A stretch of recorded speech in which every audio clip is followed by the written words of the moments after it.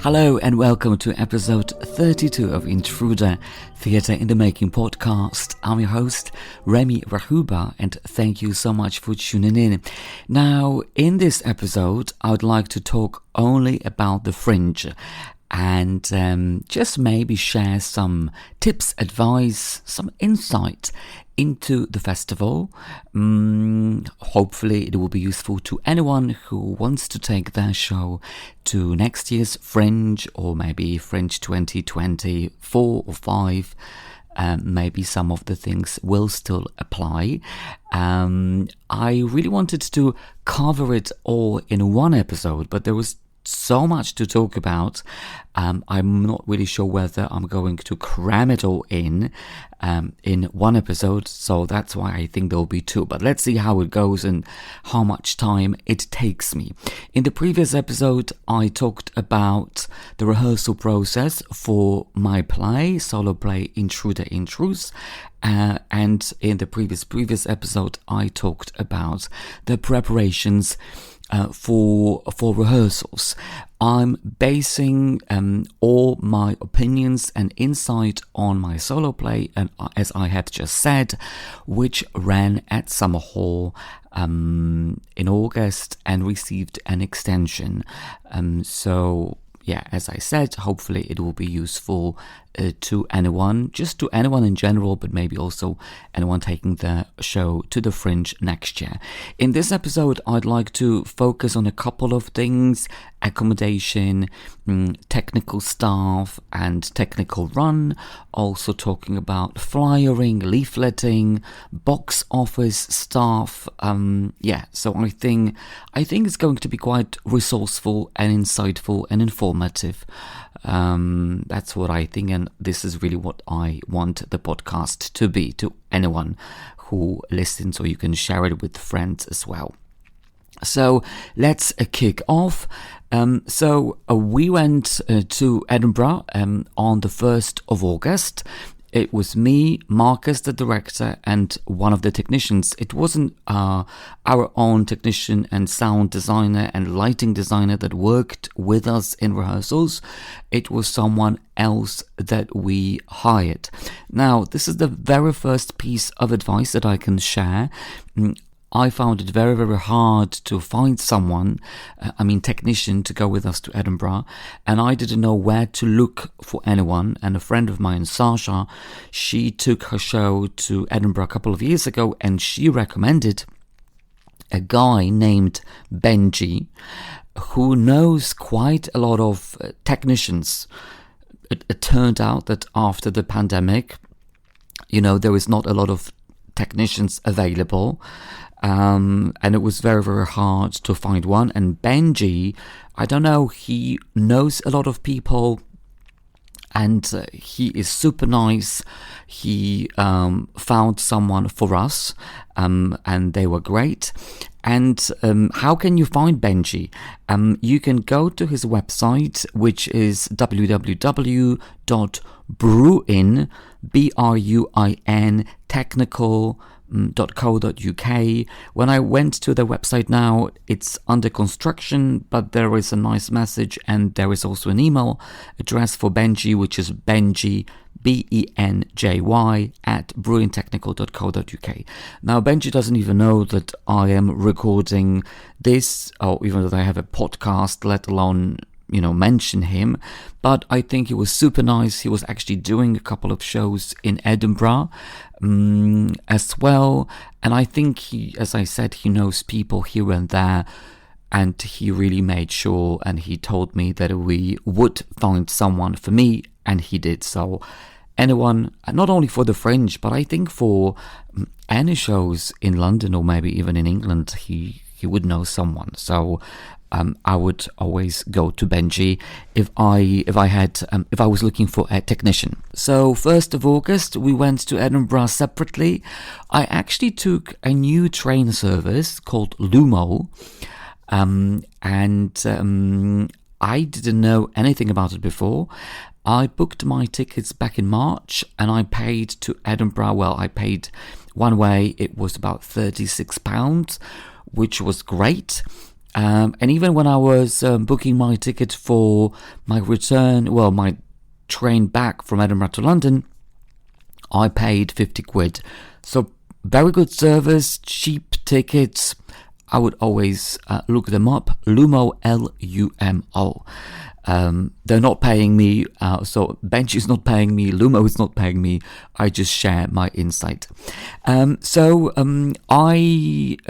arrived in Edinburgh, well, as I said, separately, and then I headed for my accommodation.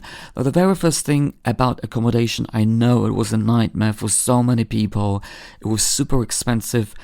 And I know that because, when you're there, you talk to various folk and people that performed there or produced, and everyone found it very, very hard. I was very, very lucky because I already secured my accommodation in March. I had an email address for a lady that I think she does Airbnb, but I contacted her directly, asked about her room, and she said yes, that the room was available. So I did it quite early. It wasn't very expensive. I think she charged £40-50 a night with breakfast, which was great. It was in an amazing area in Edinburgh, New Haven. I had lived in Edinburgh before, but I had never been to that area. It's kind of the other part of Edinburgh, near the sea, and it was amazing. The house was amazing. She was amazing. I couldn't have been luckier. It was a bliss. So every morning I would go to the sea and I would say hello to the sea.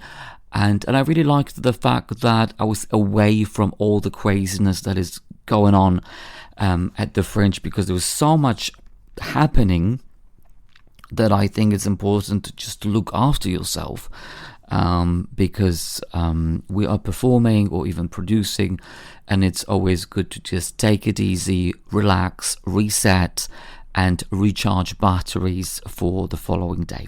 So amazing accommodation. I was very, very pleased with it.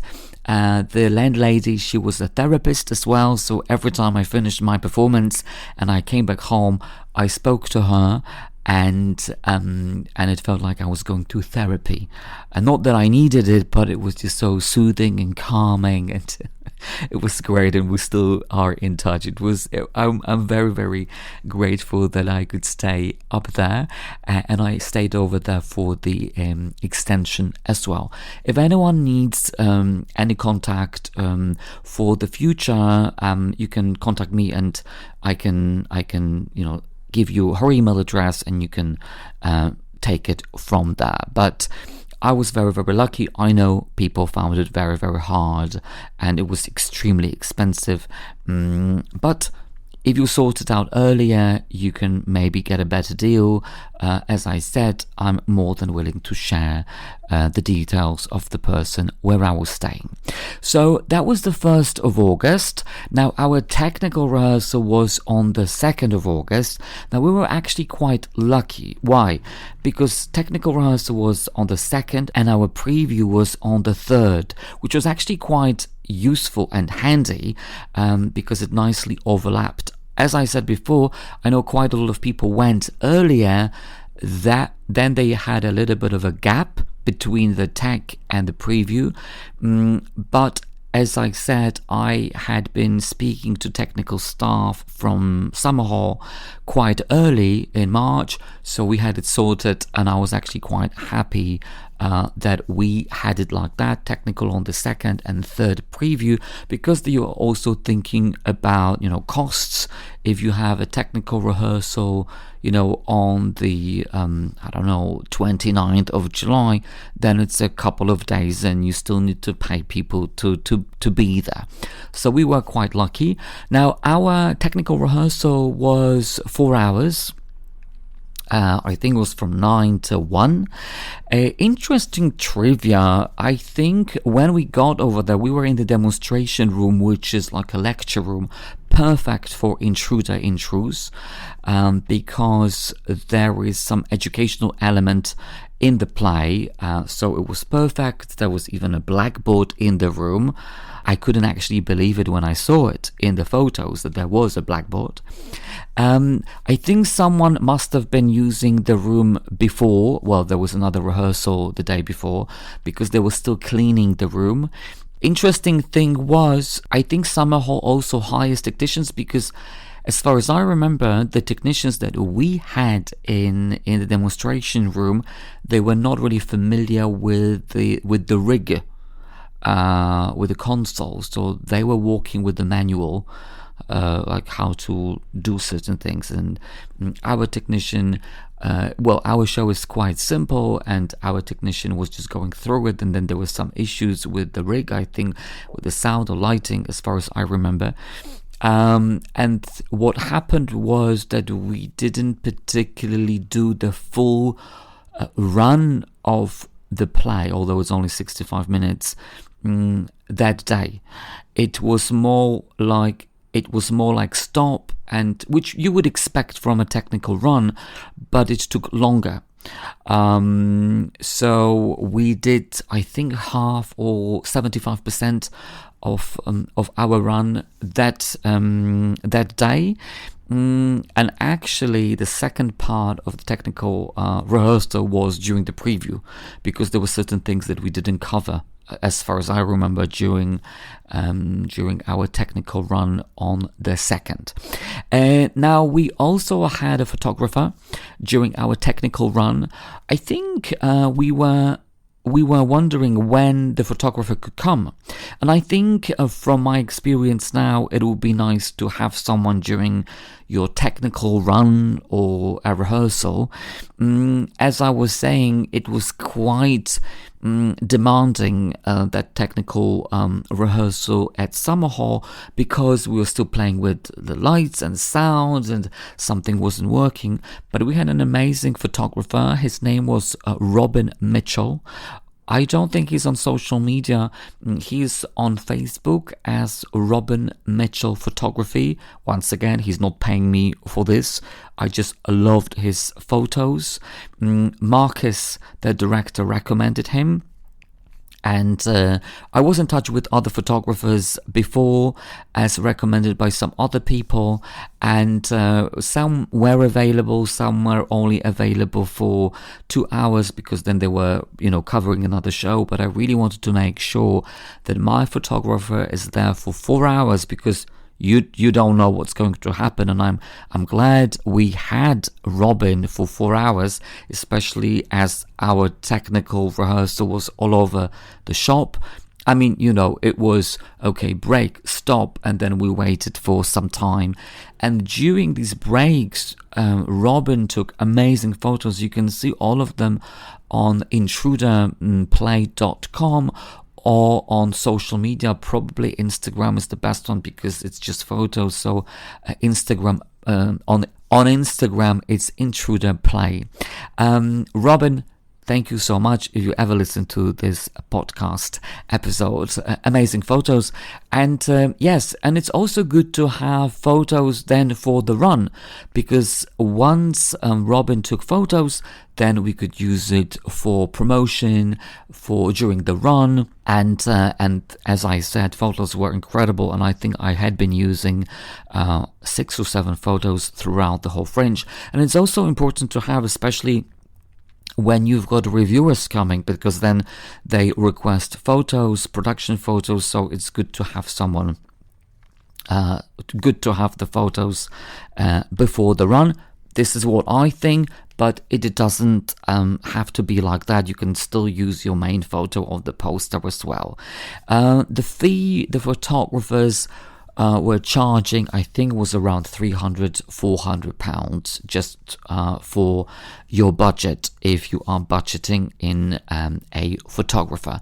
Filming, I'm going to talk about filming maybe later on, possibly in the next episode. So technical run, 4 hours. I know that certain venues offer 2 hours. Summer Hall, 4 hours, which was great, but as I said, we needed to do another the preview was our part 2 of our technical rehearsal. So we could put a tick next to our technical rehearsal. The rest of the day was fine. We were just getting ready for the preview, but the preview, yes, it is a show, but we knew that we're still testing, seeing how things work. We knew that the premiere was happening on the 4th of August, and yes, there will be press coming, but I think I'll talk about that in the next episode, because there was actually quite a lot to talk about, and I would also talk about me performing at the festival and how it all went. However, the other thing I'd like to talk about is leafleting and flyering. So when we got selected by Summer Hall, they told us that they were going green during the festival, so no flyering, no leafleting at Summer Hall in the courtyard at all. Yes, you could flyer outside, but not at Summer Hall, which I thought was great, because I think, we should be looking at the environment, and it's great that it's done. I'm pro. So to be quite honest, apart from some posters that Summer Hall wanted us to post to them, just to put them somewhere, I decided, not to have any leaflets or flyers. Was it a good idea? Wasn't it a good idea? I can share it now. So when we were at Summer Hall, and you were sitting at the table, you were not bombarded by anyone, giving you leaflets or leaving leaflets on tables at all throughout the whole festival. Maybe at the beginning, I think, during the day when people were having the technical rehearsals or maybe previews, there was a situation once, I think, or twice, when we were chatting, me and the director, with someone else, because you meet so many friends or people that and they would leave a leaflet on the table. And I took it, and then at home, a couple of hours later, I would be thinking, is it actually allowed? And then a couple of days later, we received an email from Summer Hall requesting everyone just to make sure there was no leafleting and flyering done at Summer Hall, right? Which was fine. And then you didn't see people do that. I think there was another email sent that there were some people, they had their shows at Summer Hall and they were leafleting, flyering at different venues. I don't know what that was all about, to be quite honest, but you could still flyer outside in the Royal Mile, you could do whatever. Interestingly enough, whilst there was no leafleting and flyering taking place in the courtyard, as soon as you left Summer Hall, there were people leafleting, flyering outside on the stairs. It was mostly the same show, I think, or couple of shows. One of them definitely that was at Summer Hall, I don't even know how many years ago, and they had amazing reviews, and the show was sold out, and they were still flyering. I don't know whether the show was sold out because they were flyering or because it was such a good show, they had 5-star reviews. I have no idea. But their flyering, that was pretty aggressive. I remember that I was walking up there and then I put my head down and someone just jumped and put that leaflet on the pavement so I could see. I just thought it was just too much. And I can understand people do that, but I think for me it was too much, because whilst you at Summer Hall and there was no flyering and leafleting done, all of a sudden you leave Summer Hall and then you're bombarded with just people throwing things at you, and I was not used to it. It's like you are in an air-conditioned car and all of a sudden you open the door and there was a heat wave and you go oh. So yeah, I'm sharing the insight with you. It's really up to you whether you would like to do that or not. But that's what people did as well. Interestingly enough, I sometimes took the leaflets. I really wanted to see what people put on them, what's the layout of a leaflet, and I still have them. I think sometimes, if you're interested in the show, you can take it, you can do whatever. But I also just wanted to have different leaflets to see what people put there. Reviews, stars, QR codes, yeah. Just to compare different leaflets and flyers and what info is included. Did I have my own leaflet? In the end, I did. Why? Well, what happened was, when I was in the courtyard and I was about to do my show, and my show was in the afternoon, I'm actually going to talk about different times of a show, because for our extension we were a little bit later on.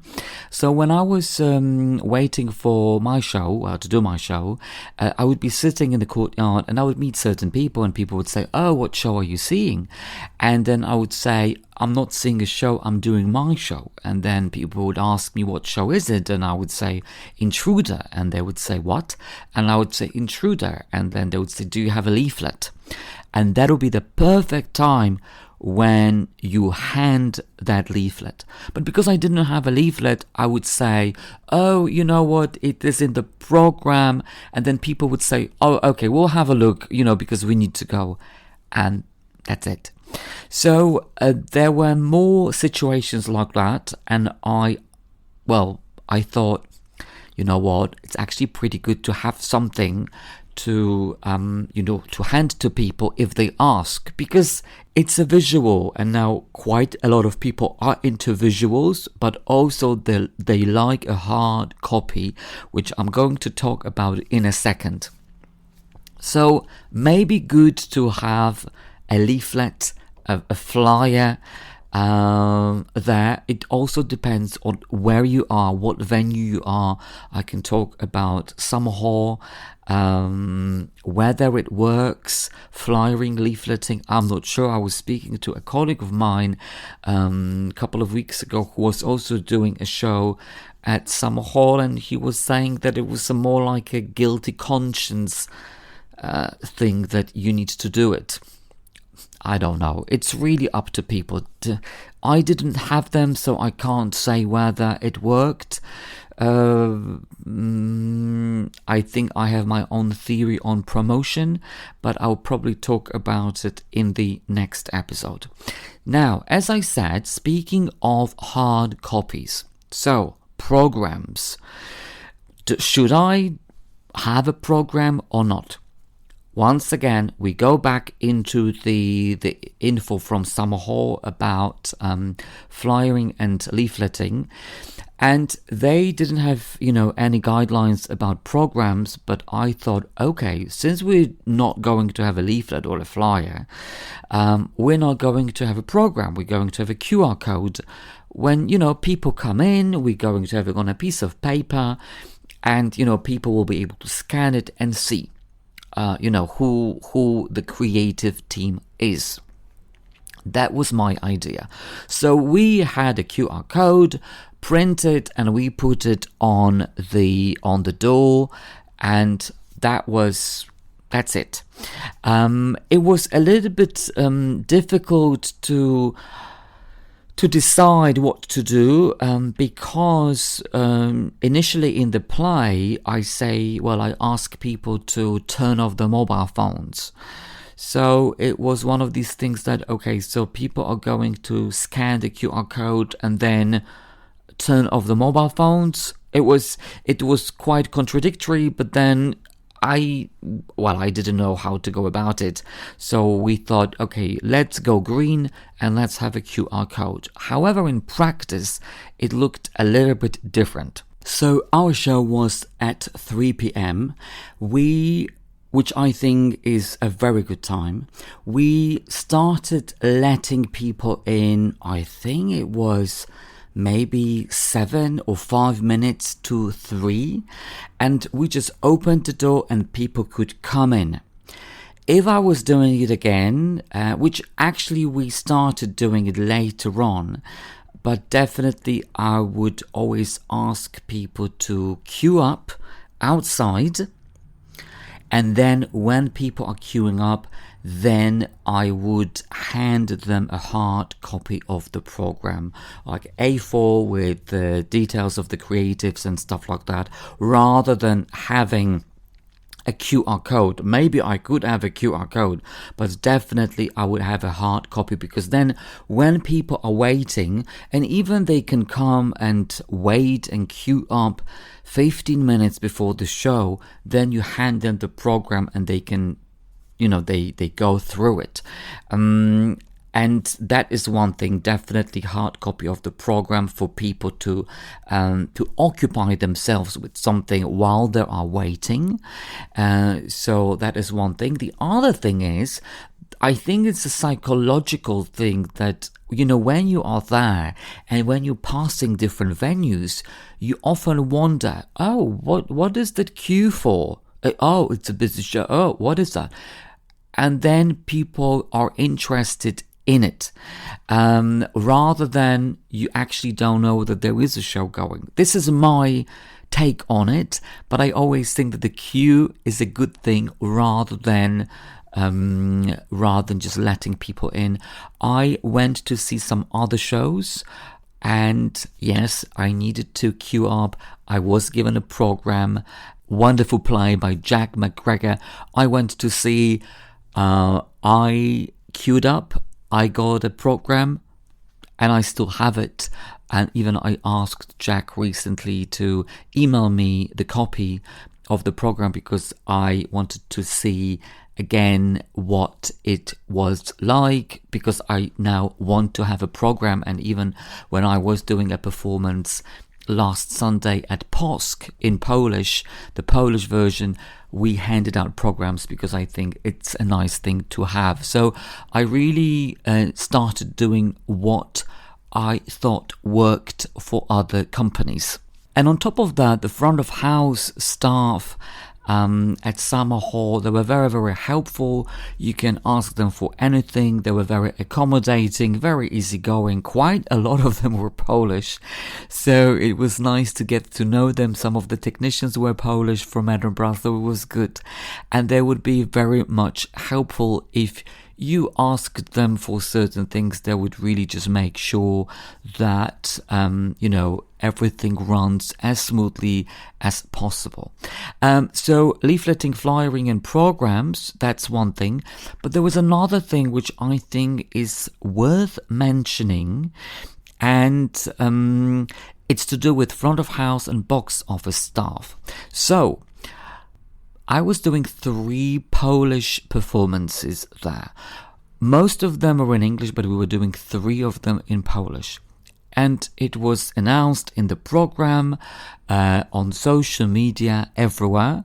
We were doing English performances first, and then I think later on, during the second week, we did 3 performances in Polish on Sundays.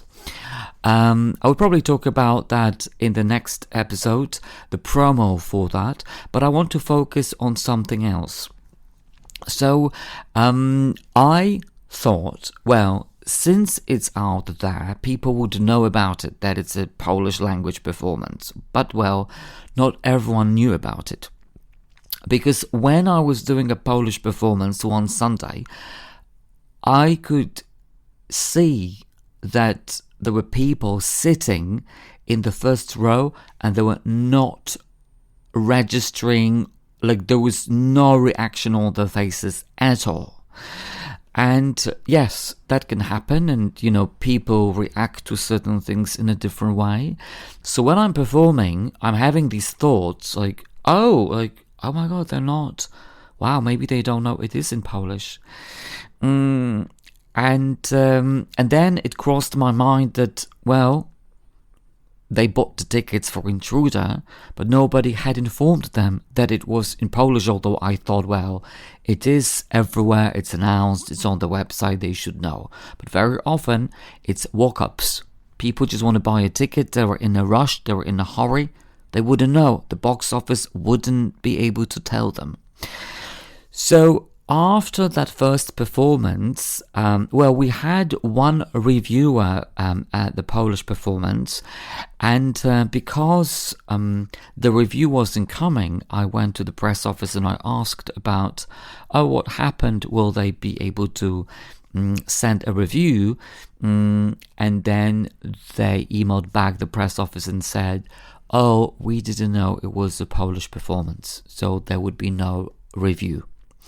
Which is a shame, actually, because they could have come to the English performance and written a review of 2 performances, because that doesn't, I've never heard of anyone do that you have 2 language versions of a show.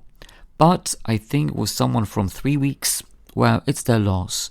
But they didn't know about the Polish performance, so I gather some other people, maybe 3 or 4, didn't know it either.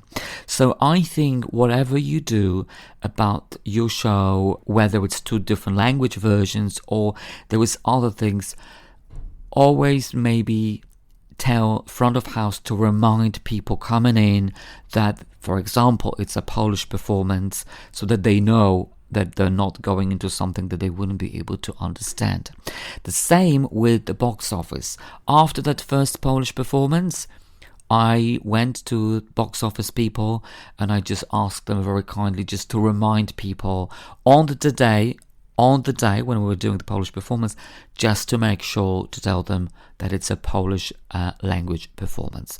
And then that didn't happen. I didn't see people coming in and me thinking that it's a Polish performance, and then people don't understand that.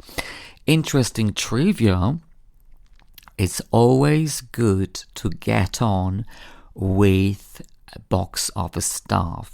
Why? Because once you befriend them, they're going to send audiences to your show. So very often it's loads of walk-ups and people ask, like, hey, what's going on? What's happening? And then they would sell your show. They would say, okay, there was a solo show. It's very good. It was, this and that. Or there was another play. It's funny, ta-ta-ta. Yes, they would play it up, because some of them told me they've never seen some of the shows that they were selling, but then people bought tickets. So I think it's always nice to be in touch with them, to let them know about your show, tell them about it. It's different people every day, but then they know what you're going through. It's nice to say that, it's really, we have 3 or 4 people in the audience today, and they would say, oh my God, we need to do something about that. Let me do. And then, yes, of course, you would see some more people come in. So I always think that, front of house people and box office people are really people good to know and worth befriending. I mean, there are nice people anyway, because you're there. I'm always interested in people, getting to know them, and that's how it works, rather than having I want something from you. But it's an insight that I think it's always worth sharing, so never neglect front of house and box office staff.